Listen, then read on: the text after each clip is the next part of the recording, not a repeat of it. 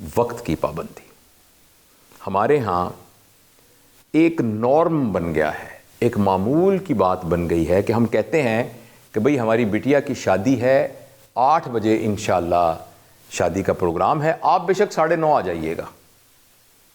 یعنی تو میں ان سے ہمیشہ عرض کرتا ہوں تو آپ یہ کیوں نہیں کارڈ پہ لکھتے کہ ہماری شادی 9:30 بجے ہے؟ انہوں نے کہا جی اگر ہم نے 9:30 لکھا تو لوگ 10:30 بجے آئیں گے۔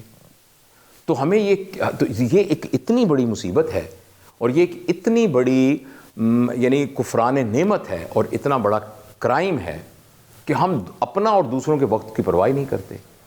زندگی وقت کا نام ہے۔ اگر کوئی شخص یہ کہتا ہے کہ میری زندگی 70 سال کی ہے تو اس کا مطلب یہ ہے کہ اگر اس کا 1 گھنٹہ گزر گیا تو 70 سال میں سے 1 گھنٹہ وہ مر گیا، وہ وقت اس کی زندگی میں سے مائنس ہو گیا۔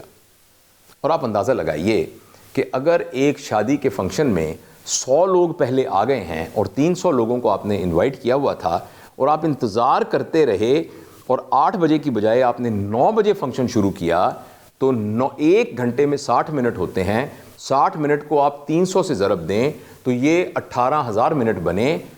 گویا اس ایک تقریب میں اس قوم کے 18,000 منٹ ضائع ہو گئے ایک مرغی کی ٹانگ کی خاطر جو کھانے میں آپ کھانے کے لیے وہاں بیٹھے ہوئے ہیں۔ اور میں کبھی کبھی سوچتا ہوں کہ جب سے پاکستان بنا ہے جانے کتنی صدیاں ہم نے گنوا دی ہیں۔ یہی حال ہمارے دفتروں کا ہے، یہی حال ہماری باقی تقاریب کا ہے کہ ہم وقت کی کوئی قدر ہی نہیں کرتے۔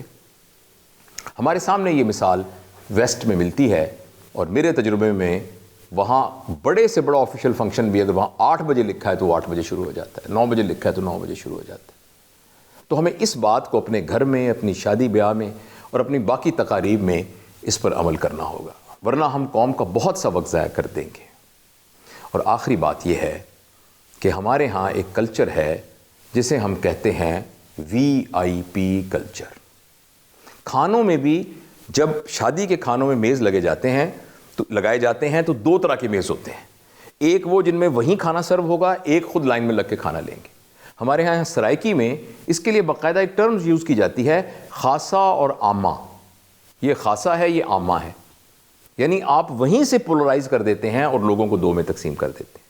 اور جو سرکاری فنکشن ہوتے ہیں جس میں آپ نے کسی مہمان خصوصی کو بلانا ہوتا ہے تو جب تک مہمان خصوصی نہیں آتے فنکشن شروع نہیں ہوتا، اور جس کی وجہ سے پورا کا پورا اس فنکشن کا جو مقصد ہے وہ صرف یہی رہ جاتا ہے مہمان خصوصی کی آمد۔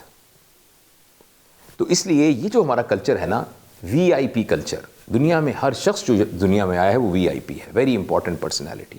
کوئی آدمی کسی عہدے کی وجہ سے ویری امپورٹنٹ نہیں ہوتا۔ تو یہ جو کلچر ہے یہ ہمارے ہاں بہت بڑے فساد کی بنیاد ہے۔ اس کلچر کی بنیاد اصل میں وہ نظام تھا کہ جب ہم غلام ہوا کرتے تھے۔ اب ہم غلام نہیں ہیں، ہم آزاد ہیں، سب برابر ہیں۔ سرکاری ملازمین پبلک سرونٹ ہیں، لیکن آپ سچ بتائیے کیا سرونٹ کا رویہ ایسا ہوتا ہے؟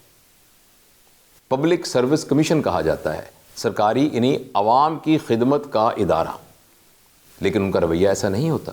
تو میرے خیال میں جو ہمارے اہل اقتدار ہیں یہ ان کی ذمہ داری ہے کہ وہ خود اس بات سے منع کر دیں کہ مہربانی کر کے مجھے کسی قسم کا پروٹوکول نہ دی جائے۔ پروٹوکول کا لفظ تو ویسے ہی بڑا شرمناک سا لفظ ہے کہ مجھے پروٹوکول دیا گیا، اس کا کیا مطلب ہے؟ اس کا مطلب ہے ویسے میری کوئی حیثیت نہیں تھی، لیکن چونکہ میرے آگے پیچھے 6 بندوقوں والے کھڑے تھے اس لیے میں بڑا باحیثیت انسان بن گیا۔ تو اس میں آپ اپنے آپ کو بڑا ثابت تھوڑی کر رہے ہیں، اپنے آپ کو چھوٹا ثابت کر رہے ہیں۔ آپ محتاج ہیں اس بات کے کہ 4 بندوقوں والے آپ کے آگے، 4 پیچھے اور ایک ہوٹر والی گاڑی تھی جس کی وجہ سے آپ بڑے بنے ہیں۔ تو یہ آپ کے بڑے ہونے کی نشانی نہیں ہے، آپ کے چھوٹا ہونے کی نشانی ہے۔ تو میرے خیال میں ہمیں اپنے اس VIP کلچر سے بھی جان چھڑانی چاہیے۔ یہ کلچر ہماری ایک بہت بڑی معاشرتی برائی ہے۔